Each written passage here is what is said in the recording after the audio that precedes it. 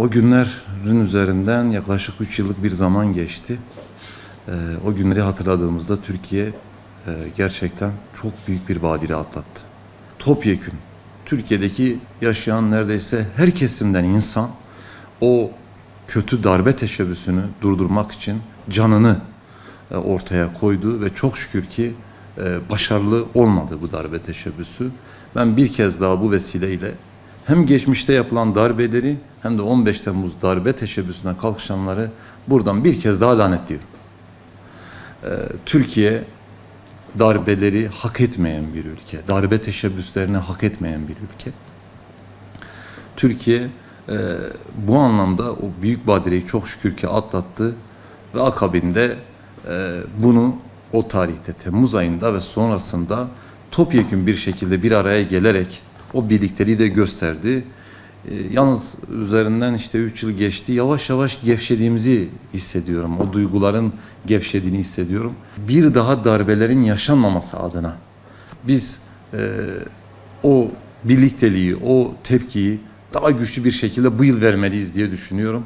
O darbe teşebbüsü çok korkunç bir şeydi. Pek çok cana mal oldu. Pek çok insan o darbeciler tarafından telef edildi.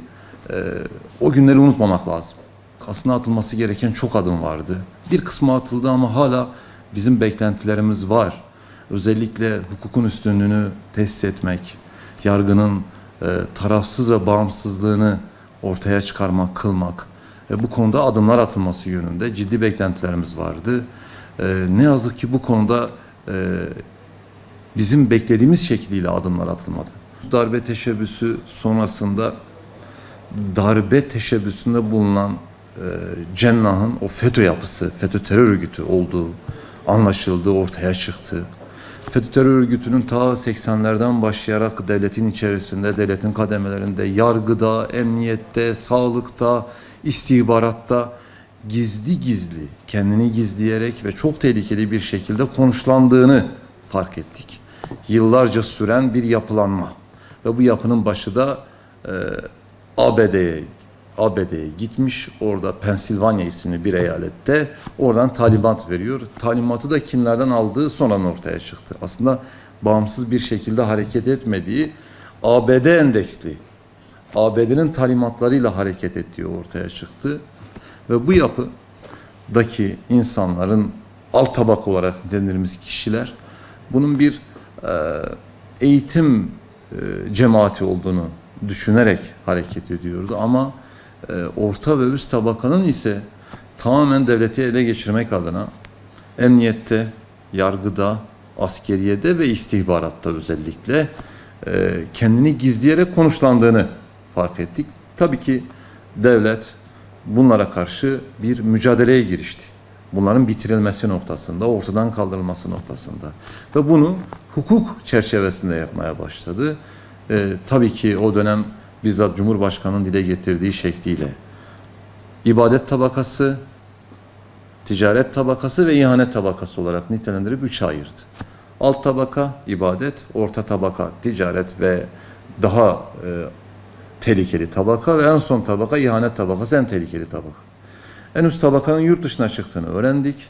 Orta tabakaya çok fazla dokunulmadığını gördük bu süreçte ama alt tabakaya ya ilişkin olarak neredeyse tamamı hakkında davaların açıldığını gördük.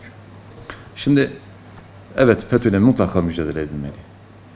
Ama hukuk çerçevesinde mücadele edilmeli. Ortaya o FETÖ yapısını güçlendirecek, o terör örgütü yapısını güçlendirecek hataların yapılmaması gerekirdi. Ancak ne yazık ki bu süreçte bizim gözlemlediğimizi söylüyorum. Çok iyi yapılmadı bu. Ve neredeyse alt tabakanın tamamı hakkında davalar açıldı. O bahsettiğimiz alt tabakanın bu darbe teşebbüsünün ne kadar işin içinde olduğunu da hala öğrenebilmiş değiliz. Bizce bir daha söylüyorum, elbette FETÖ yapısıyla mücadele edilmeli. Çok tehlikeli bir yapıydı. Ve bu yapı belki hala gücünü koruyor, bilmiyorum. Ancak bunlarla mücadele edilirken haklıyı haksızdan ayırt edecek, yaşı kurdan ayırt edecek ciddi anlamda buna özen gösterilmeliydi. Bu özenin gösterilmesi noktasında bize bizim de gözlemlerimiz, aynı zamanda bize de gelen bilgiler ışığında şunu diyebilirim ki mağduriyetlere de sebebiyet vermiş olabiliriz. Devlet yapısı olarak. Çok fazla dikkat edilmemiş olabilir. Bunun telafisi hala mümkün, çok geç değil. Bu konuda biraz daha inceleyerek, biraz daha sık dokuyarak, daha fazla ihtimam göstererek o yaşı kurundan ayırmak gerekir düşüncesindeyim.